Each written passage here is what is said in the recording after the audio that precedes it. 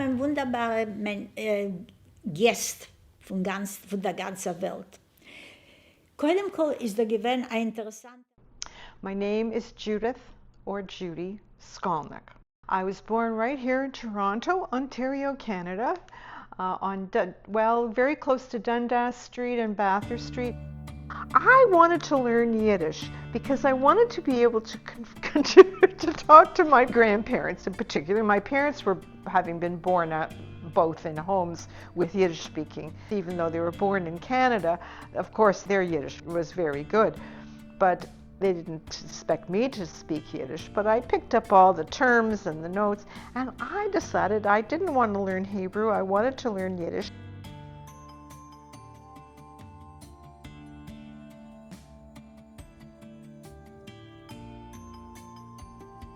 So of course you'd have to learn another way of speaking, and to read the Yiddish. That would take a little longer because you're used to English. But it didn't take me too long, but I had heard Yiddish spoken so much that it wasn't a mystery to me. The Yiddish language is spoken by people who don't realize they're speaking Yiddish.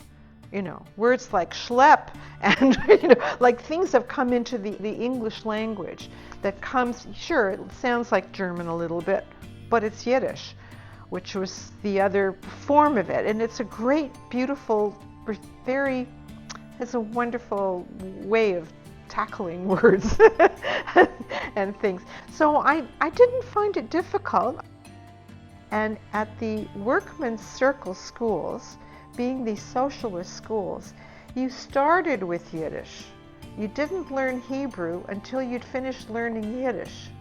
We didn't go to Sunday school, and you couldn't go to Saturday school, so it was like an afternoon school thing, once a week or whenever. And I was 7 or 8 years old, and I'd have to walk from the house or from my schoolyard over to Shaw Street.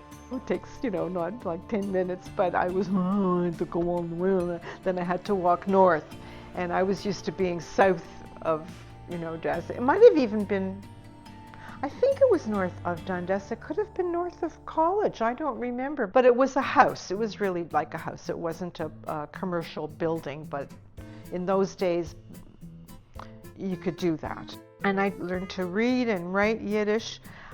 My parents would get a great kick out of me coming home and telling them that I'd learned about Kitsi the Ketzele and all these funny things. And they would go hysterical with laughter, and I would be I'm just learning. How are you making fun of me? But I loved it. I remember I took a trip some years later, and I wanted to write to my grandmother, and I was able to write her a postcard in Yiddish. Very simple language, It's sort of like the equivalent of "How are you? I'm fine. I'm having a nice time. Goodbye." But all I put it in Yiddish script so she could read it.